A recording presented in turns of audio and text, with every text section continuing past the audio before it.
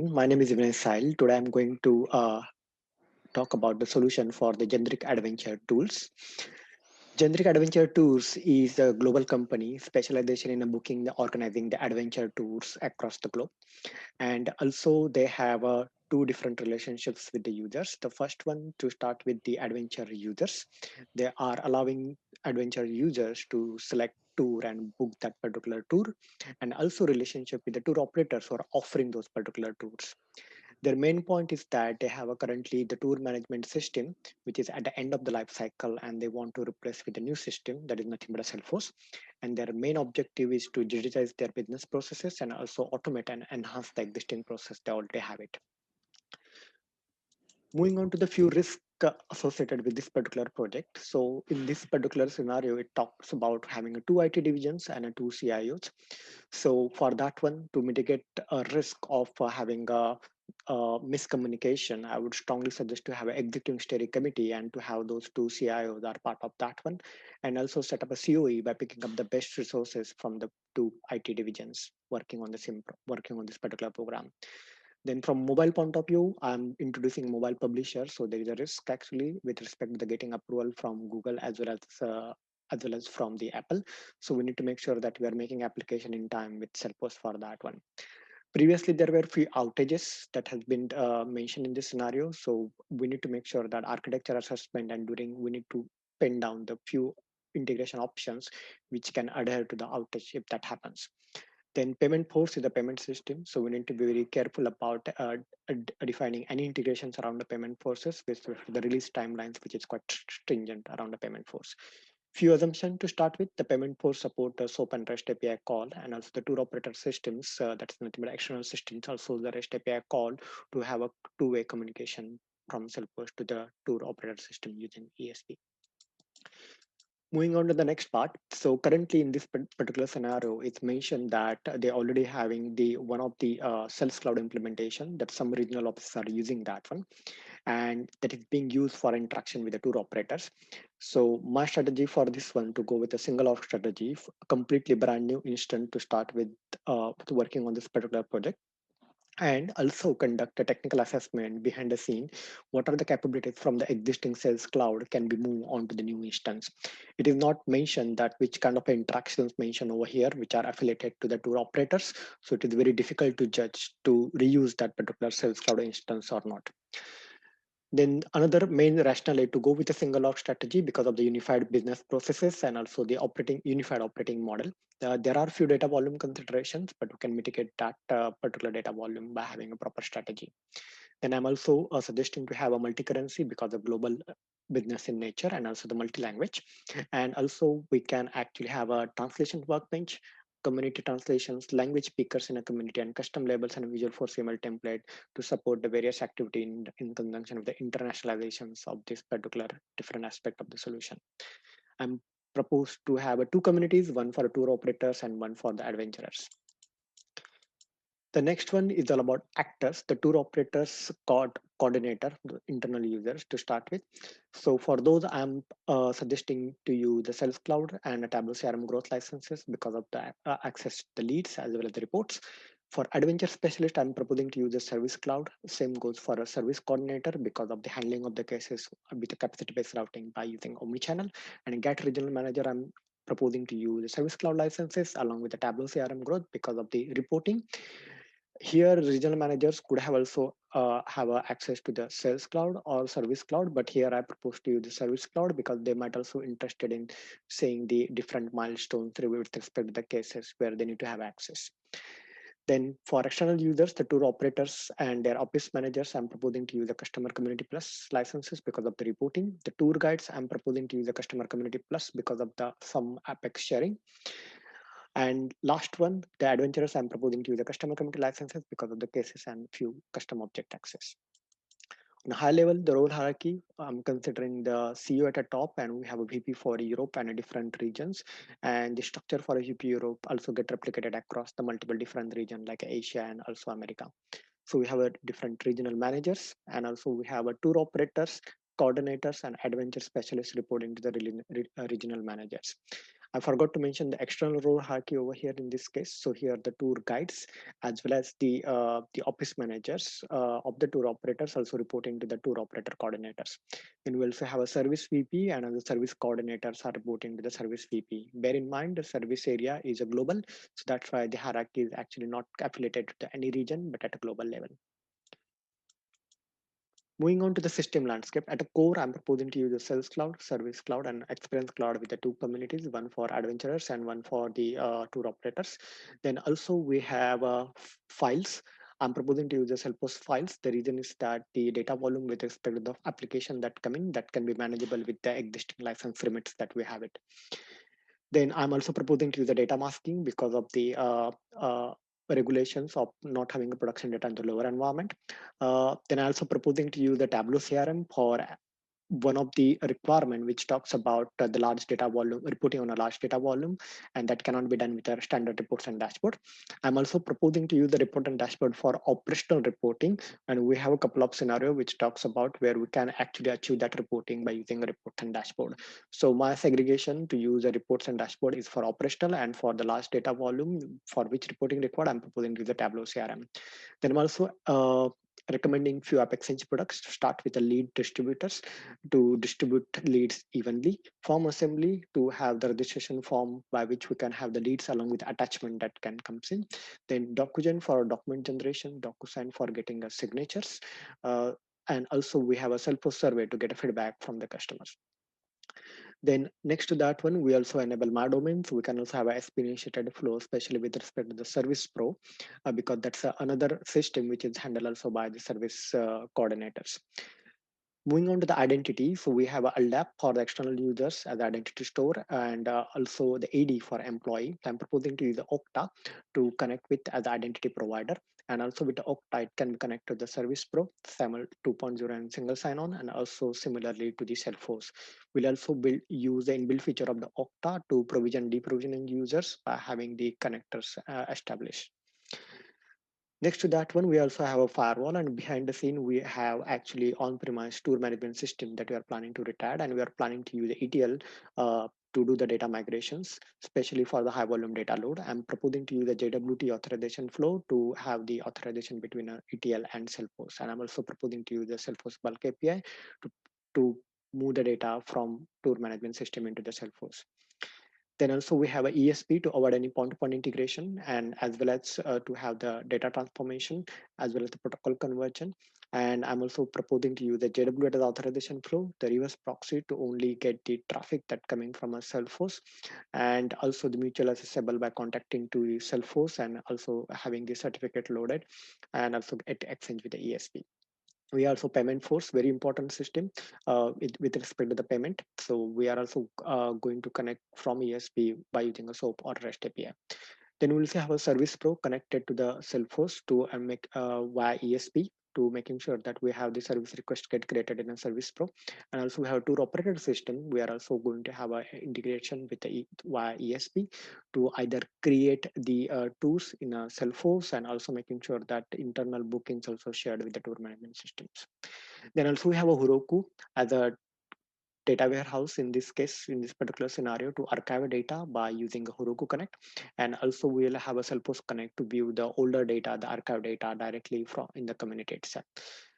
Then also from mobile strategy point of view, I'm proposing to use a mobile publisher for the adventure users, and that will be user agent plus OpenID flow.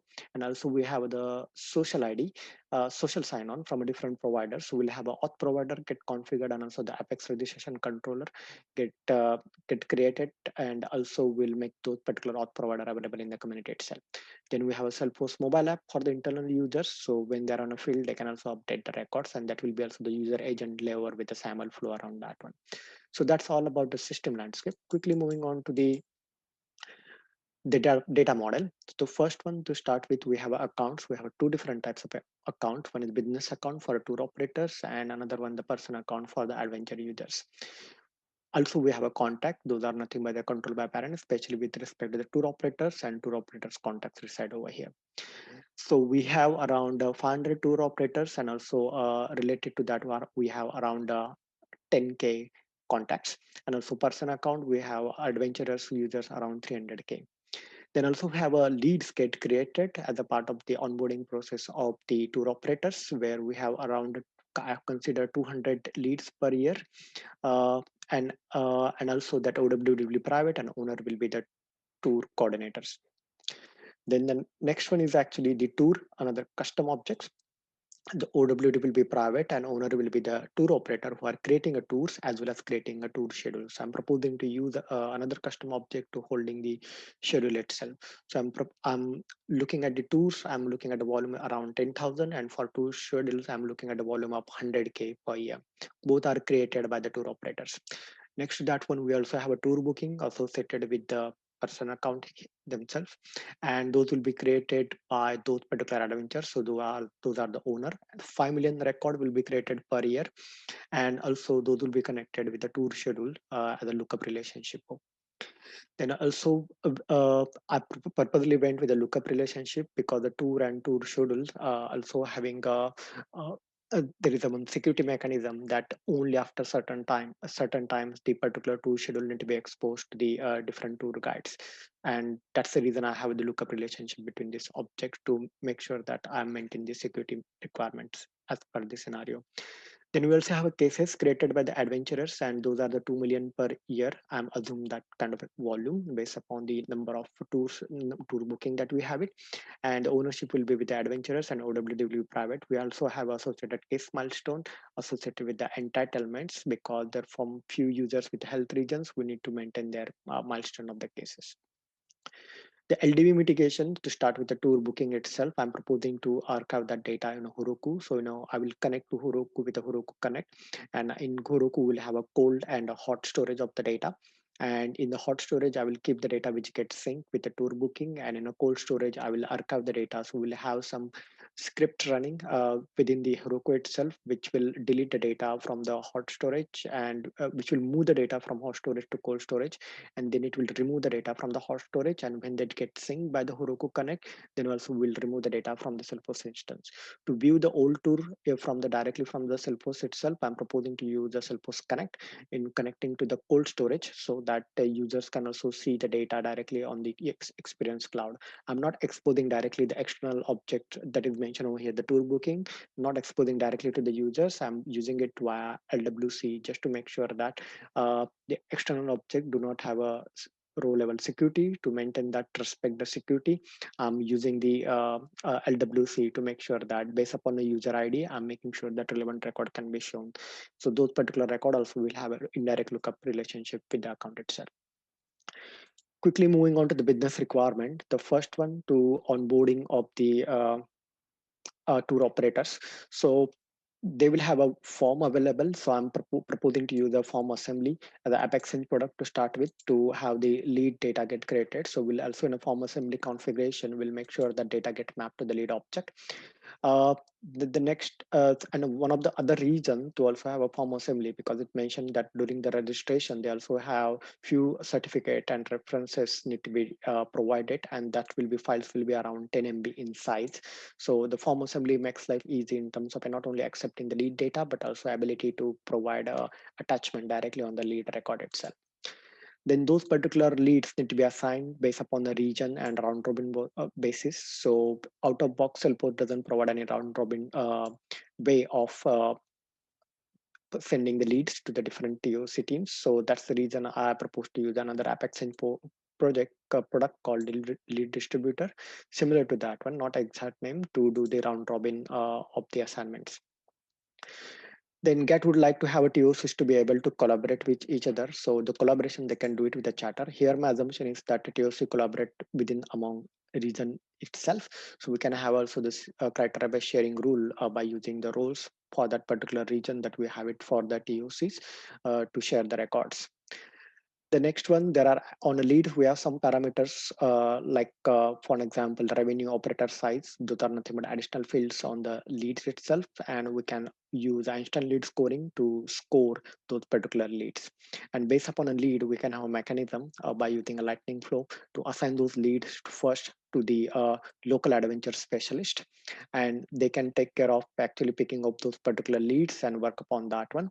But if suppose they feel that one of the particular tour operator is risky, then also they can mark that as a flag on that particular lead itself.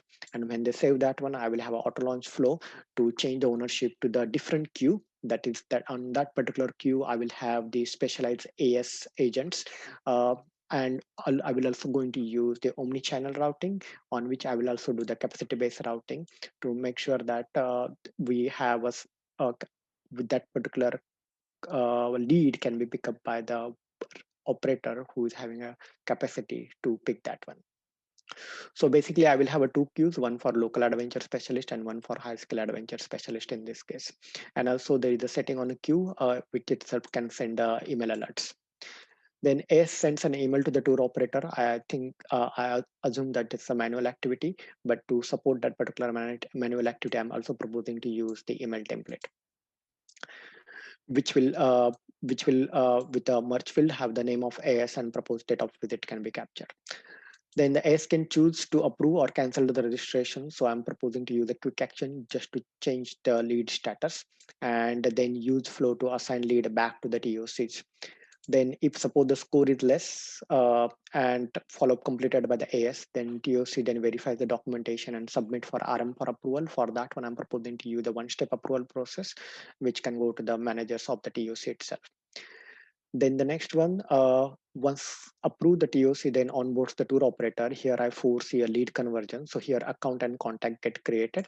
And also as a lead conversion, we will also need to map the fields from a leads to the accounts and contacts so that they do not need to write that information. It get automatically copied. The next one, the welcome email to the tour operators. I'm proposing to use a DocuGen App Exchange product. So we can create a template in a DocuGen already pre-configured, and we can also set up the fields need to be read from the account itself so that we can create that particular document. I consider the Visual Force PDF, but that will be too much to maintain, and also having a complexity in terms of having operational point of view.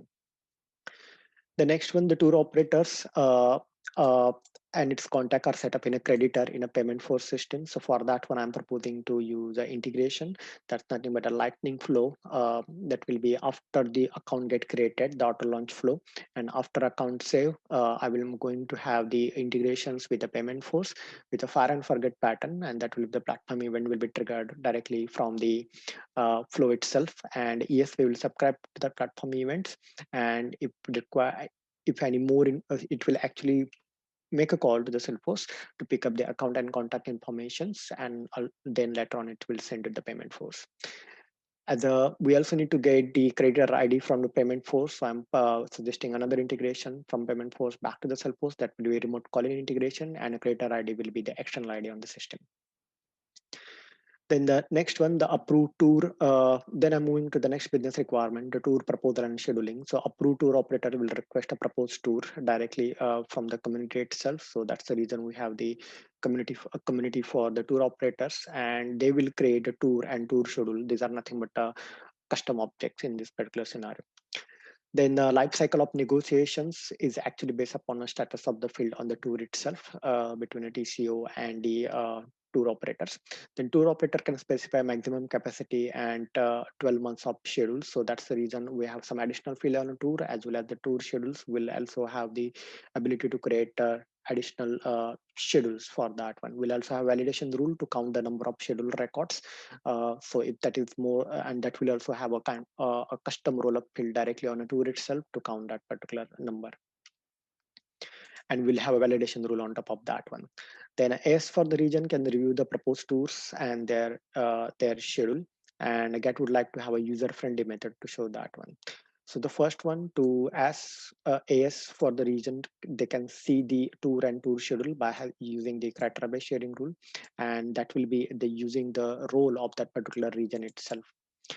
Then to have a user-friendly mechanism for the tour guides, I'm proposing to use the LWC component for the tour guides, and I can show the tour and tour schedules without sharing in the Apex controller, so that they can see that particular data. Then the proposed system should automatically check the tour guides are not double booked. So once all inputs provided by the tour guides, if, for example, if they are actually going to be a tour guide for that particular tours or not, then Apex Control will perform the check if there is a double booking, and it will directly show on the LWC component itself, so it can be ratified by the tour guides. Then a pre-formatted PDF that displays the tour and schedule information. So again, I'm proposing to use a DocuGen, reuse that mechanism to create a PDF based upon the data that we have it on a tour and tour schedules, and also store it on the tour record itself. Then the creditors accounts need to be debited from the payment force with the amount that is set by regionally. So I'm setting that regional amount in a custom metadata, and which can be used also to have to be used to pass it to the integration towards the ESPN, towards the payment force to take the payment. So here, so in this case, I'm proposing to use the integration from Salesforce to the payment force to also have send the creditor ID and amount by using a Lightning Flow. And that will be the external enhanced service will be used in a Lightning Flow by using a request and reply pattern. And also as a part of this particular flow, which is actually used from the quick action itself, so we can also show the success and failure directly to the user itself. And after the success, we can also approve those particular tour and tour schedules status as available, so that we can use that in an LWC component to show to the adventurers based upon the status. Then the email notifications is sent to the tour operator with the both tour details and a schedule. So I'm proposing to use the email templates, and also make sure that you can use the email alerts, and we can continue using that flow after the successful response from the payment from the payment force to send that particular email. The next one, the tour operator can mark the tour as to auto renew every year. So that will be flag on a tour itself. So I'm proposing to use a schedule lightning flow, which actually will call Apex behind the scene. And that will be the integration number 4 from that particular Apex controller to send the data to the payment force for the renewal based upon that particular flag and the renewal date. And we'll also send back again the creator ID and account information, and that will be the remote process invocation call. And that will, and that remote process invocation call, as well as that will be also orchestration within a ESP, that once that particular payment is successful from the payment force, will also update the tour management system, which is also one of the requirement to update the tour management system with the particular races that mentioned over here. So we'll use the orchestration to first to have the payment force transactions, as well as on successful, we'll also bring the response back in a Salesforce, plus we'll also update the tour management system. Then adventure request. So here the adventure comes in a picture where they want to uh, book a particular uh, trip or a tour. So I'm proposing to use Experience Cloud for them, and that whole experience will be also available on a mobile publisher without having any other further specific mobile development. In a mobile publisher, you can have a similar experience that we have it on the Experience Cloud. Then the search should be display of user-friendly global map. And here is the main core of the business that we are selling this particular trips to the adventurers. So I'm proposing to use the LWC because of the core part of the business that is talking about, and that's the heart of the process where we need to provide a best experience to the users. And we can also use the Google Map JavaScript library to show the map and also the location of that particular tour itself. As a part of this one, I also consider the just testing, because we have a LWC component, and also the browser and mobile simulator testing to make sure that we can test that one almost most of the browsers and also the different mobiles that might be used by the adventurers.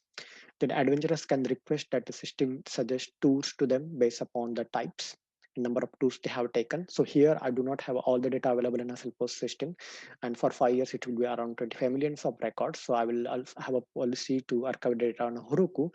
So I am also I will build a component in Heroku to also retrieve these suggestions based upon the data that we already have it in the Heroku system itself. So for that one, I will have the integration towards the Heroku. So that's a whole LWC component. The Apex controller will invoke a API endpoint of the Heroku, and that will be the remote process invocation and request and reply pattern to bring back that result and show it in a component of the LWC. Then system should accept payment either using a new account information or the existing one. So for that one, I'm actually proposing to use the custom object to store the payment method. So particular account user can have a multiple payment method. So as part of this particular flow, when I'm also planning to have an integration with the payment force. That's nothing but the integration number 6. So from the Apex controller itself, I'm triggering an integration to the payment force via ESP with the remote process invocation, the request and reply pattern to first to do that payment. As part of this particular flow, we also will get the tokenization of that particular bank account. Will also store it on a payment method for the future payments. Then system should prevent booking if the capacity for the scheduled tour exceeds. So for every booking, store the total booking on the tour schedule record itself, and we'll make sure that we will use that one in the Lightning component itself to check that this particular tour schedule has been already full or not. Then the tour operators can make a booking in their own system, and that data also need to be come back into the Salesforce system. So for that one, the tour operator system will be also integrated with the Salesforce. That will be the remote calling integration, and ESP will make sure that it will connect to the different tour operator systems. Then in addition, the tour, so that's the one that we talk about. Then if the adventures has a book on a high risk tours or medical condition, then the system will require that particular adventure electronic sign the waiver form. So on a tour booking record, or after that particular creation of the booking itself, we'll have an auto launch flow to check the tour is having a high risk, and also the adventure having associated with that particular tour booking having the medical condition. Then we'll have the create document DocuSign envelope, and we'll also have action from the DocuSign from the flow itself to send that particular signature request towards the user itself. Moving on to the adventure support, so the adventure can post questions and get responses from the public or the tour guides. So I'm proposing to use the create a general community groups within a community. These are not a public group; these are the community groups, and which you can create directly in the community itself. And we'll make sure that we'll have a proper community management so that we can have a proper moderation of any activity happening on the particular group, because these are on the internet facing application.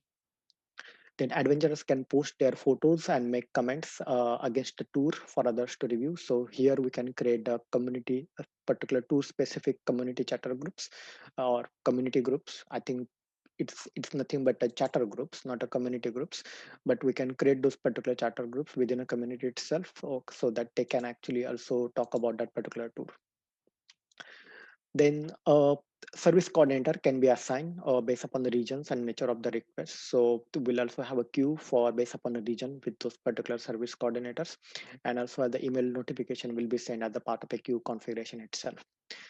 Then SC does not accept the request in one day, then RM need to be notified. We can use the escalation rule, and per region we'll have a different RM assigned to that one to get the notification. Then with critical priority cases, SCs must be reminded every 4 hours. So I'm proposing to use the two fields on the case for the reminder flag, and other one is that the particular case has been already been taken over. So we'll have a workflow schedule action to check that particular flag and set the reminder flag till it get false. And we'll have the scheduler for every 4 hours for that one, which will make sure that it will check that flag, and based upon that flag it will again go for waiting for again 4 hours.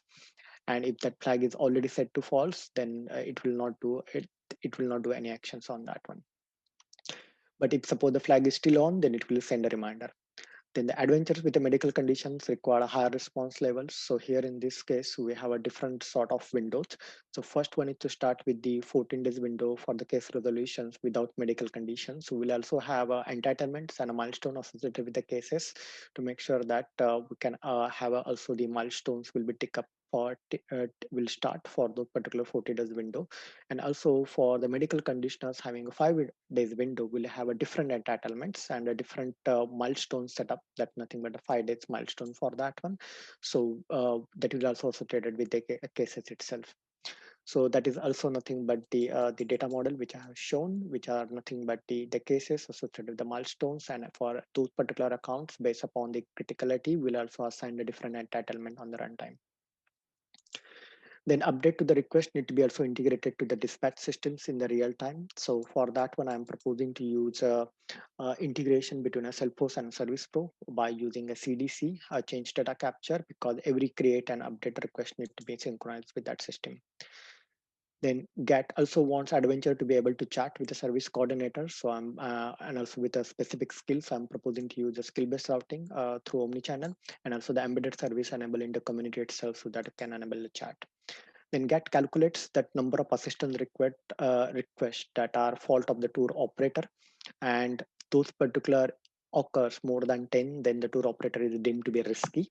So for that one, as soon as the particular case get marked as a fault of the tour operator, will also have a field on the account of the tour operator itself to increase that particular count, and also use Apex patch to roll up that particular account, and depending upon the condition, change that particular risk level of the account.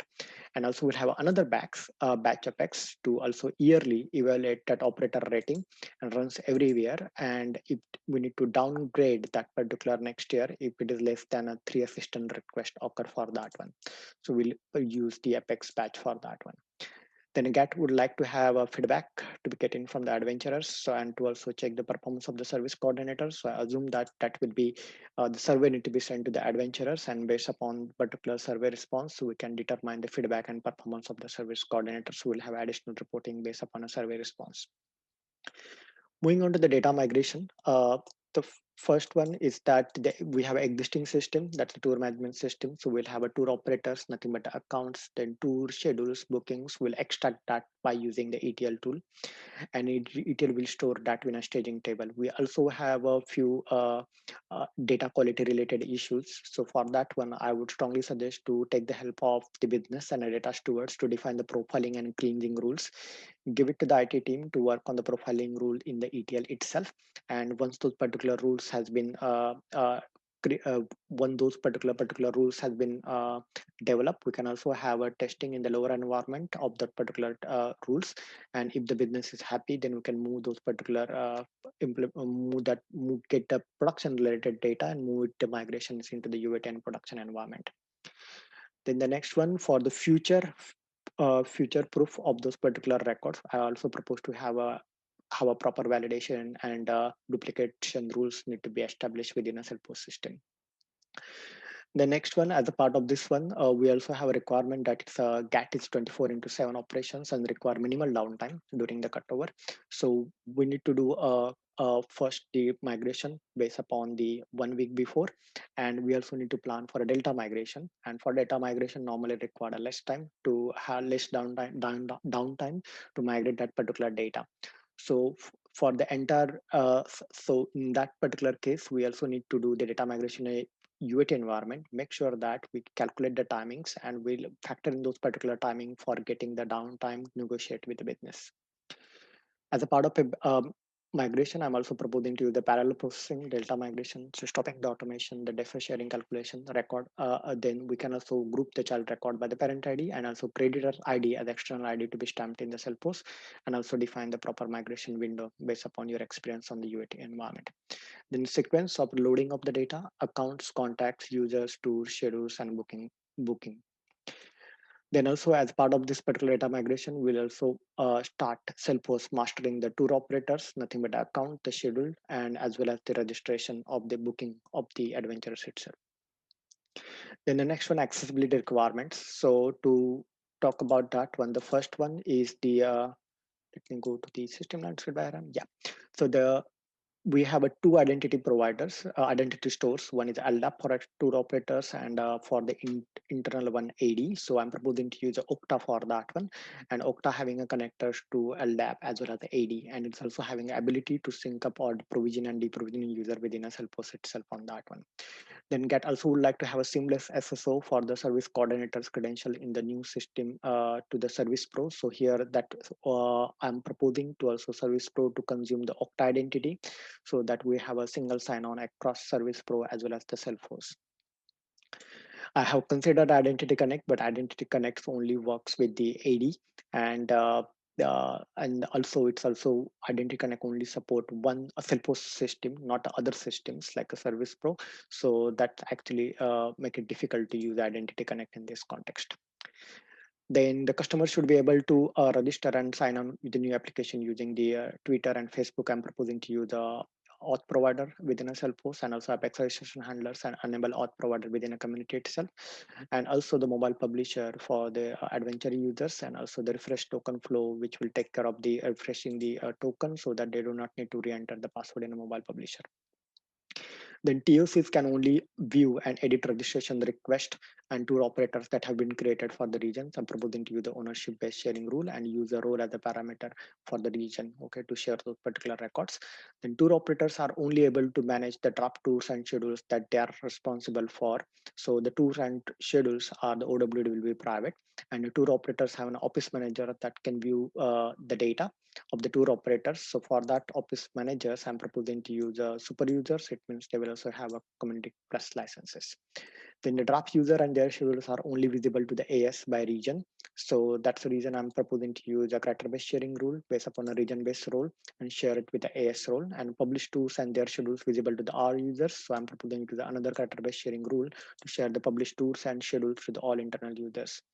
Then internal users can view all adventures and their tour bookings. So for that one, I'm using character-based sharing on account with the account type of person account, because we have two type of account, the business account and person account. So this requirement is only for adventures. That's I'm using a CBS.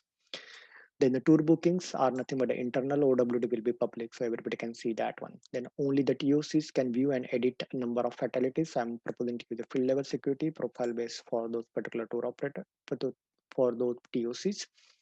Then AS can view all tour operator registration request in the region that required follow-ups, and also the AS, the trend required different setup actually to only related cases with high risk. So I'm proposing the queue-based access. So if they are part of the queue member, then they will get to know actually the related leads.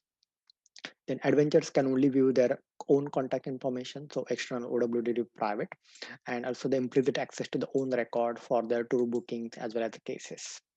Then tour guides can only view the details of the tour operator 6 months prior to the scheduled tours. So I'm proposing to use the Apex sharing and also provide a CC plus licenses to the tour guides, and Apex job to create the sharing based upon the tours which are actually assigned to particular tour guides. Then SCs and their managers should be only able to view adventure assistance request assigned to them. So that will be part of a role hierarchy. Quickly moving on to the reporting requirement. The first one to start with, adventure need to be able to view an history of their travel for the last 2 years. So recent history using a list view, but if more than 1 year, as I mentioned before, we'll also use a Salesforce Connect and with the external objects for the historical tools, and we'll have LWC quantum component on top of it to make sure that we show only relevant data with respect to that user. Then TSU required dashboard report of travel schedules booking for the last 2 years. So this is the high volume of data, almost more than 10 million of records. So I'm proposing to the Tableau CRM group. Then tour operator required a report of upcoming tours and schedule for bookings. So I'm proposing to use the custom report type on the tours, schedules, and bookings, making sure that we have a selective filters and limited field to be shown to have optimized performance. And we also propose to use the CC plus licenses for the tour operators to see those particular reporting. Then the office manager of the tour operator required a report of their staff, draft tours and their schedules. I'm proposing to the CC plus licenses for those users, and also having custom report types. GAT management required a dashboard showing a summary of travel booking trend for the last 7 years. So that will be around 35 millions of data, and that is not manageable by using a standard Salesforce report and dashboards. I'm proposing to the Tableau CRM growth licenses. Then the next one is all about the other requirement, which are most likely the governance requirement. To start with that, the GAT runs two IT divisions, so one and having a two CIOs for that one. And we also have some shared services. The first one, the two CIOs handling the internal and external application, that will be the one of the bottleneck in terms of getting the right resources from the both side of the world. So I'm proposing to use a center of excellence to get the best of the resources from the internal facing as well as external facing application, and create a team working on specifically dedicatedly working on this particular program itself. And also we have some shared pool of resources required like a security and PMO. So I also included as part of a COE, the security team, as well as also the PMO team under the business itself. And any customer facing application also required approval from marketing and legal. So I also suggested to have a participation from a marketing and legal team in this particular COE itself. So as a part of this particular COE setup, we have a program director who actually owning this particular COE, and we have two divisions, business and IT. In business, we have a PMO, change management, to take care of onboarding of the users, both TCO as well as the customers. Then project manager to manage the project, business SMEs and business architect to make sure that streamline the process globally. Then also we have an IT along with the next to the security, we'll have a different sort of architects, enterprise architects help post integration and data, especially with respect to the data migration. And we have scrum teams led by the scrum master and also the release management team to look after our CI/CD framework, which I will talk about in a few minutes. Then also have a testing team because of the mobile as well as the browser based testing also need to be done on the application itself. On top of that, we have executive steerco, and I propose to have those two CIOs and also CEO part of that particular steerco itself. Then the next one, due to the ripple impact changes, GAT mandates major release to its application restricted only once a year. So that only once a particular quarter, and only the severity defects goes via hot fixes. So for that one, we need to make sure that we plan the releases in such a way that even though we are doing the quarterly releases, we can develop the components in such a way that can manage in that particular quarter itself. We need to make sure that we have proper alignment with the payment force to have those particular releases, and any particular releases, so okay, which are not related to the specific to this critical functionality, we need to find a way, can we go it on a monthly release or not. But if we are sticking with the quarterly release, the main important thing is to identify the dependency and make sure that we develop the components accordingly around that one. And we also need to look at the capacity available in that particular quarter for which the component that we can complete in time.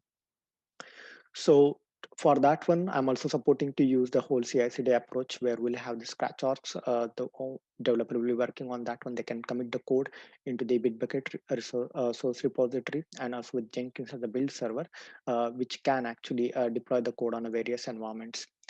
Then as part of this one, when the developer commits the code or actually pull request at that particular time, we can also have the peer code review request goes to the senior developer to review the code. Also Apex unit testing itself only for the code that got changed, and also static code analysis to make sure that all the standards get followed in terms of a code. We also run the automated regression test on the CI environment just to make sure that everything is working fine. If everything is working fine, then we'll move the code to the SIT, which is nothing but a partial environment, where we do the partial copy sandbox, where we'll do the system and integration testings and also few automation regression testings. Once everything is fine, we'll move the code to the UAT environment, which is nothing but a full copy sandbox, where we'll do the security and performance testing, data migration testing, user acceptance testings, mobile and mobile simulator testings, and as well as the browser testing, as well as the just testing, because we have a few LWC components. Then everything fine, we'll move the code to the production environment. And if suppose any bug fixes comes in, we'll also have a scratch arc will be spin up as a hotfix environment. We'll make the changes and we'll also push that into the production, but also making sure that all the code also again send back into the master repository from where the developer can pull in the code. Wilson production will do the smoke and sanity test. As a part of this tooling, I'm proposing to use the ALM for Jira, then build server, Jenkins as a build server, then source repository as a Bitbucket, static code analysis with a Sonar, which can be injected along with the Jenkins. As a part of the release concern, okay, branching concern, we'll have master repository. Developer will pull the code from the development branch, but that dev branch will actually get refreshed from the master branch. And then the developer working on a feature one and feature two branches, and then they can commit code back into the dev, and from dev it goes to the release and release to the master. Then the next one, there are also separate teams for managing the critical fixes versus new development. So that's the reason to not to overlap any code. I suggested this particular way of working in which we will not have a mechanism by which the code will be override and the bugs will not be pop up again. And that will be also help us actually the CI/CD, and also automated regression testing will help us. The PayPal is very critical systems, and it goes to rigorous testing. So if any dependency with the payment force, we need to make sure that we create the mock services, and also make sure that as a part of the regression testing for those particular critical requirement of the GAT, we'll do the automation regression testing in plan when we deploy something via Jenkins, and also manage the dependency by talking to the payment post system. Then GAT has recently experienced a 2 outage. So for that one, I also strongly recommend to use the trust.salesforce.com to see the maintenance window of Salesforce and also see the Salesforce releases and also validate the integration pattern for critical business journeys. Then we have also issues with the external vendor churning up a lot of resources and also taking a bad delivery. For that one, I'm proposing to use the ARB to review each and every code that going on and also define the design and guidelines codings and also having the look after the new training resources or the existing resources to with the senior resources of the integrators to work along with them. Then CO is standardizing the global process. So for that one, I'm proposing to you the solution architectural blueprint and also the business architect to define the global template as such on that one. And yeah, thanks a lot. I ran out of time. So that's all from my side. Very nice. Great presentation, Vinay, as always. I really like listening to you. Thank you. What are the gaps? What are the gaps? Okay, you mentioned confirmation because you want to go with the mobile publisher. You need a confirmation from Google and Apple. That's a Salesforce submits back to the Google and Apple. Okay, and that there we have a lead time. Mm-hmm. Okay, I thought it's just a lead time on Salesforce itself, but okay. No. Yeah. Is that Salesforce submits it to Google, not the GAT itself? Yeah, Salesforce. Mm-hmm. Okay. Okay, can you walk me through the process how you share the documents with adventurers to be signed?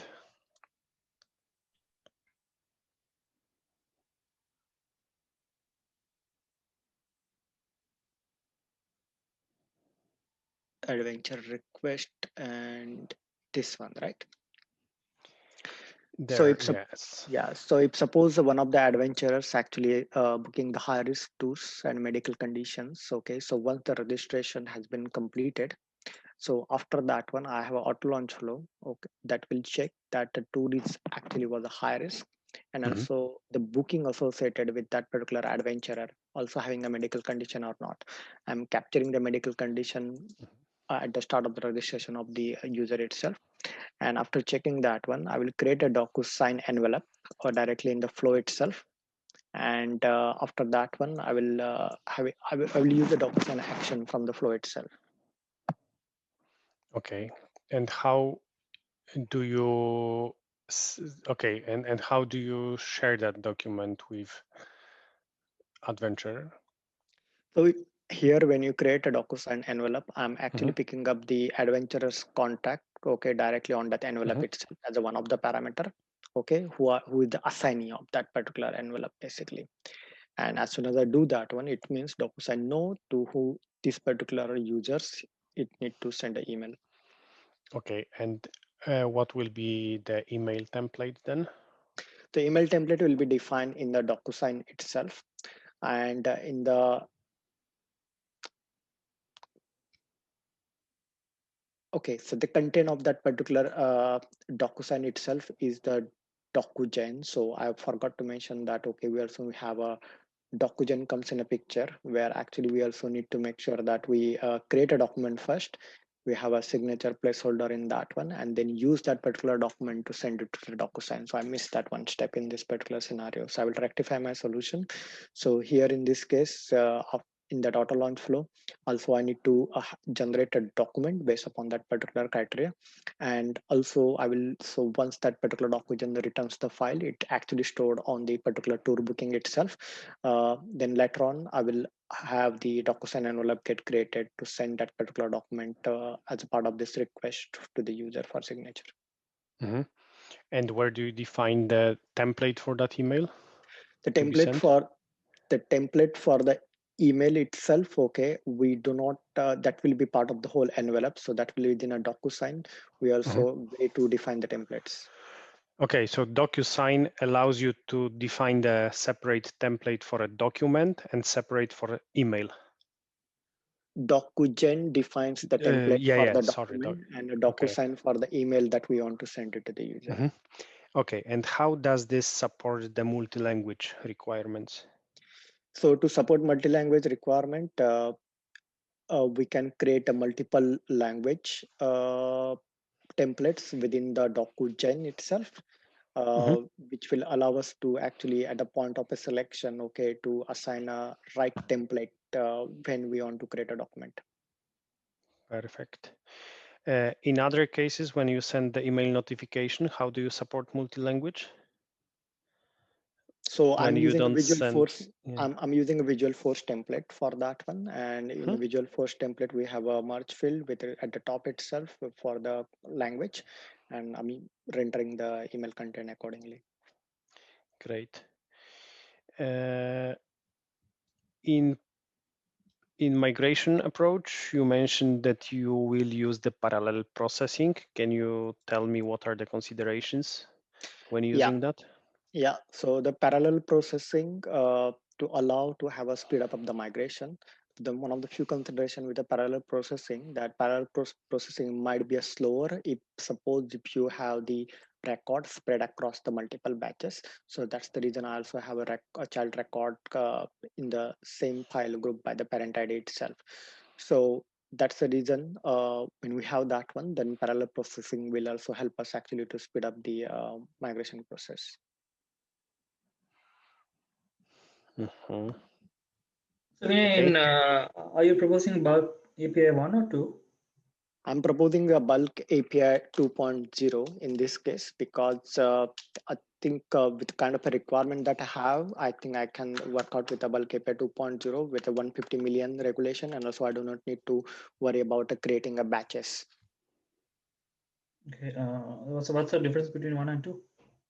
The 1 and 2, the difference is that in a 1.0 you need to create a batches. In 2.0 you do not need to create a batches. The overall limit stays same, that 150 million around that one, so that won't be an issue. And also with a bulk API 2.0 you also get APIs to check the status of the particular two batches itself around that one, which are automatically created by the Salesforce itself.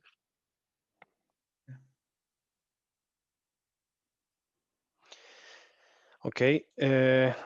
Can you scroll to the requirement when you are saying you will be using super user access for your users?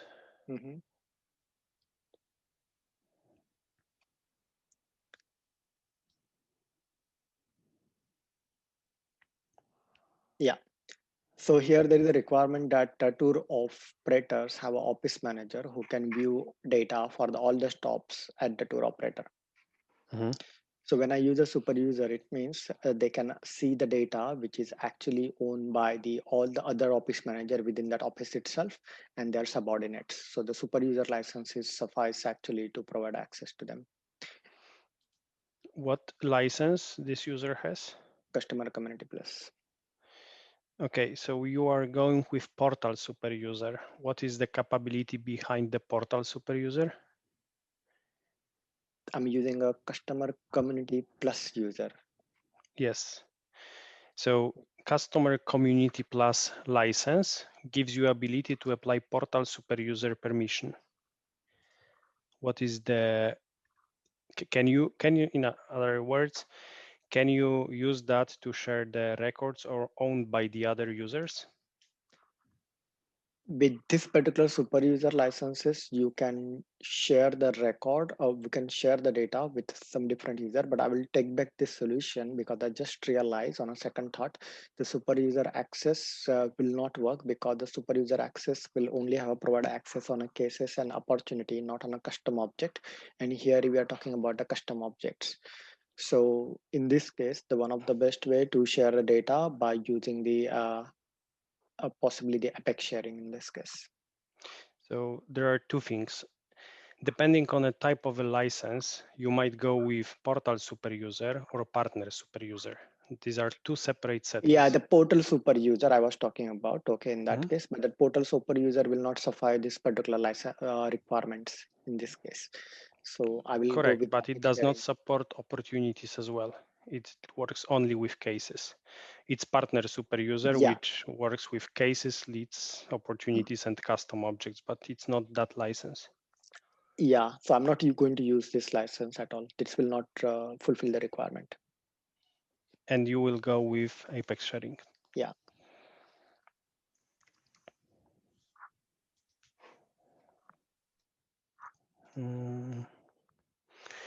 Okay.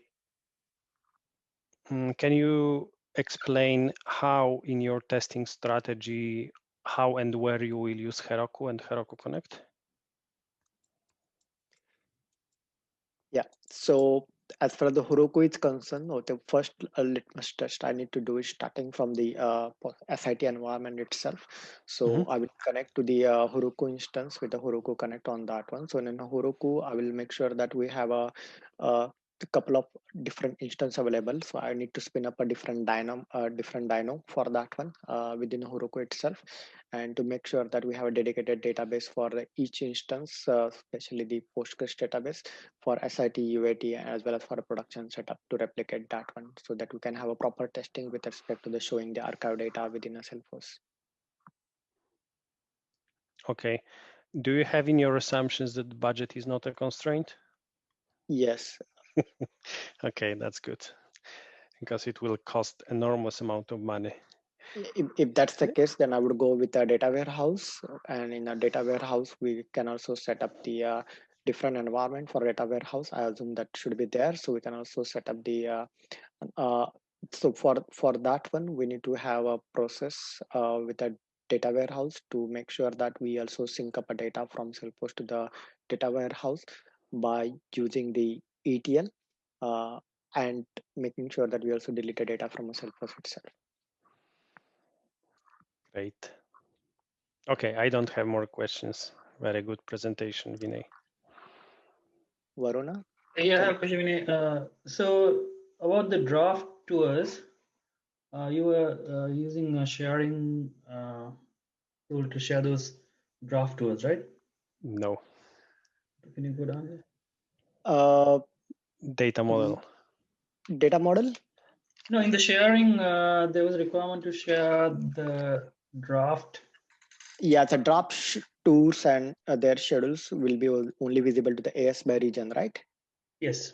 So how are you doing only draft and not skipping the non-draft tours? Yeah, the reason is that its requirement is that when the particular tour is in a draft and their schedules are in a draft state, so they only should be visible to the AS. So Okay. to initially, when they are in a draft state, I only need to show to the AS, and once that get published, they need to show to all the users. That's the requirement. So that's the reason I went with the CBS with the region-based role to share with the AS role, and then the CBS to share with the published tours and schedule to the all internal users.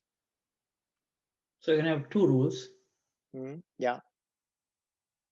Okay. So one is based on status, other one is okay.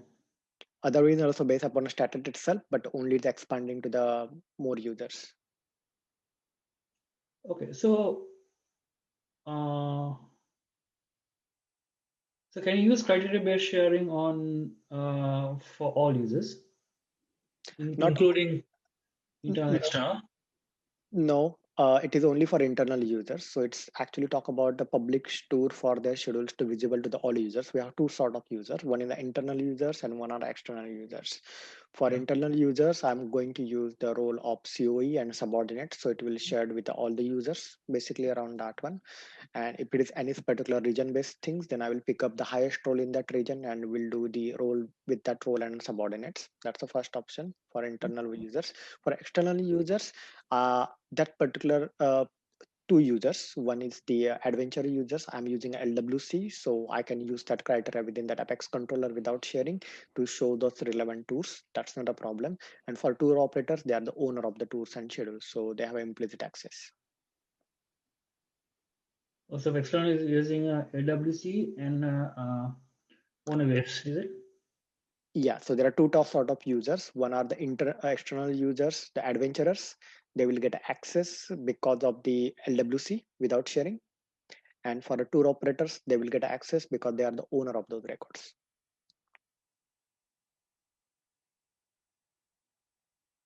what if there are these tours have more than one owner? It can be, say, this tour. I don't know how your data model is, but what if the tour is operated by more than one operator? Say you have a say Europe tour, and if this tour is you have multiple two operators who are providing that is going to contribute, or they're going to operate the tour. How are we going to fulfill that requirement? Yeah, so if that's the case for the tool operator, we have a CC plus licenses, so we can do the Apex sharing for that. Okay, yeah. Say Frisco CC plus, okay, for tour, Yeah. and for customers you're using LWC. Yeah.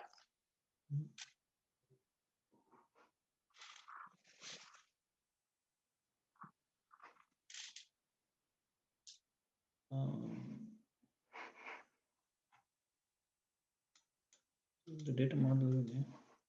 So on the data model, you have both tour bookings, some on the tour bookings object, and the other one is on the external object, right?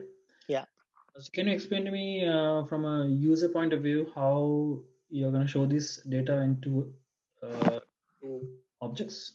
Yeah, so basically we'll have a community screen, okay, where I will have the at the top I can show the LWC component at the top, okay, and in that LWC component itself, okay, I'm going to show the tours and schedules around that one. In the same LWC component, uh, I can show the tours which are nothing but the so basically I need to have a LWC component to show the bookings basically of that particular user. So at the top I can show the current tour bookings, okay, the recent one which are owned by those particular users, and also I have another component below of that one if they want to see the older tour bookings. So that will be segregated into the two components on the community. Okay, so you're going to have two tabs, like one. Yeah, the two tabs or one below each other actually. At the top, the latest one, and at the bottom, the oldest one. So how would the user know that they have to look at for the user point of view? How do they know one is on the top, one is in the bottom? Is it by date that they're sort? Yeah, so we have a dates and everything mentioned over there, right? So okay, so they can see that one based upon that one, and we can also have a sorting beta based upon a date if you required to do so. Okay, so if you sort, so you're gonna say for example a tour which is coming this month, you're gonna say what is March, right? So March you're gonna have it on top, and then say you had a tour booked last year, 2020, and it's in the bottom, which is coming from external object. So what if the user sort the other way around? How you're going to display the external? So if you do the other way around, assume that old ones on top and the new ones on the bottom. How are we going to handle that?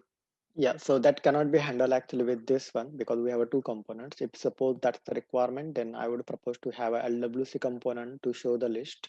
And in that one in Apex controller, I will fetch the latest data from directly from the Salesforce, and also I will fetch the data, the older data from the external object, and I can show the data render on the screen. And there, when the data is there in the memory of the browser itself, then if you either do the sorting, it will actually in the one single component. Okay. Yeah, one last question on this one. So when you click on this tour things, you make a call and get the what you call the tour details from the external object, and then assume the user clicks on the one of the tours to get a bit more details. How many calls is that? You can count towards your limit. Yeah, so if that's the case, okay, then it will be so we have a 20,000 callouts, okay, and we have 100K the new records that need to be fetching with respect to the external external objects. So if we are going over and above limits, okay, in that case I really do not know how many times users see the old data, so that will be a huge impact on that one. So that having a one single LWC component and making a call every time to show the old and new data in a one call, one single LWC component will be a nightmare in this case in terms of a external object limits. So the other option could be basically in this case, instead of having external objects in that same LWC component, you can fetch the data one from Salesforce itself, and secondly making a request and reply call. Okay, that's a remote process invocations by having exposing that old data directly onto the Heroku itself as the API, and divert it via ESB in between and show it on the screen. So what's the final solution? So my final solution is still there. Go with the two components. Okay, if suppose we want to show the new information at the top and the old information at the bottom. But if you change the requirement and if suppose the user experience need to be optimized, then in that case I would go with the one single component with the request and reply call for the data to fetch it from Heroku in that case. Okay. All right. And when you're on the box, that you have the account and contact combined as a person account. Yeah, so basically in the box inside in it, okay, I didn't get a space to write down properly. So we have a tour operator as a business account, and we also have a person account as the adventurers. Okay, and then lead to person account. Why do you have a like a in the middle in the line you have a cross? Like a what is that for? Yeah, so when lead get converts, it's actually becomes the one-to-one relationship, right? Actually, it's accounts basically. So how do you, when you kind of lead, how do you specify it has to be a person account? No, here in this case, if the lead is not a person account, here is a business account. Basically, it's the tour operators. So you're going to create a business account and a contact. Yeah. Okay.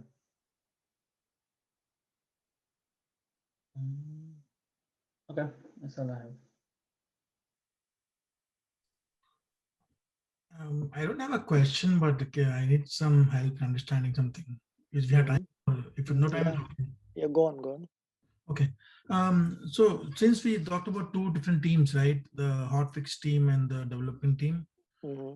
So as and when hotfixes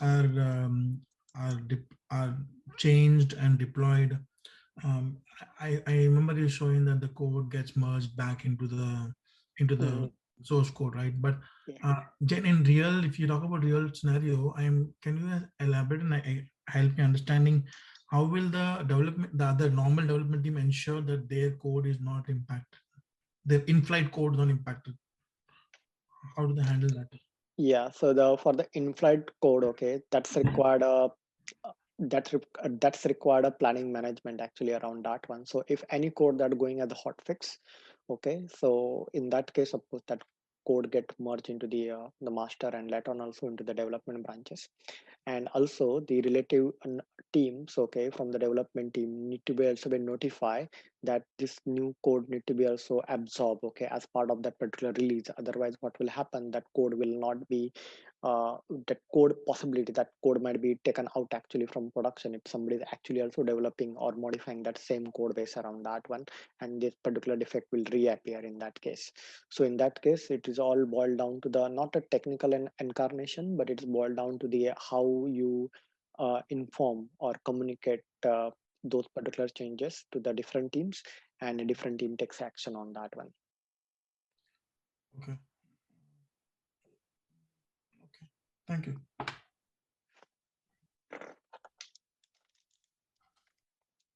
Good. That's all we have, I think.